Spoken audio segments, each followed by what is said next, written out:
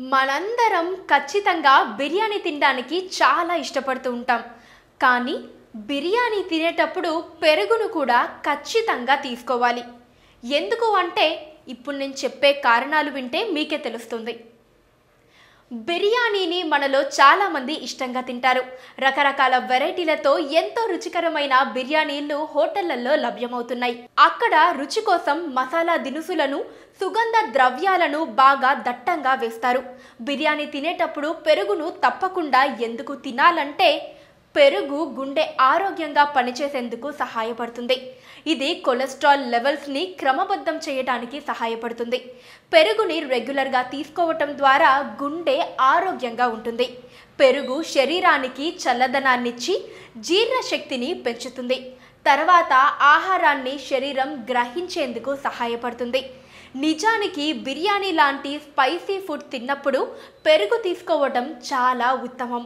Spicy biryani తిన్నప్పుడు పెరుగును తీసుకోవటం మర్చిపోకండి.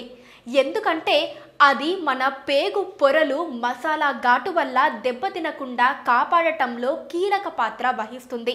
లేకుంటే ఆ ఘాటు వల్ల గ్యాస్ట్రిక్ అల్సర్ లాంటివి వచ్చే అవకాశాలు చాలా ఎక్కువగా ఉంటాయి. అలాగే పెరుగు శరీరంలో రోగ నిరోధక శక్తిని పెంచటంలో గొప్పగా సహాయపడుతుంది.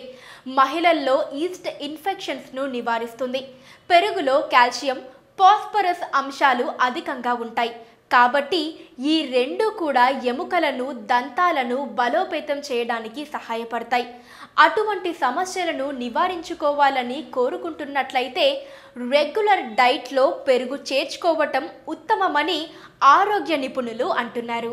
సో ఇప్పుడు చెప్పిన సమస్యలని నివారించుకోవాలని కోరుకుంటున్నట్లయితే రెగ్యులర్ డైట్లో పెరుగు చేర్చుకోవటం ఉత్తమమని నేను చెప్పట్లేదండి, ఆరోగ్య నిపుణులు చెబుతున్నారు.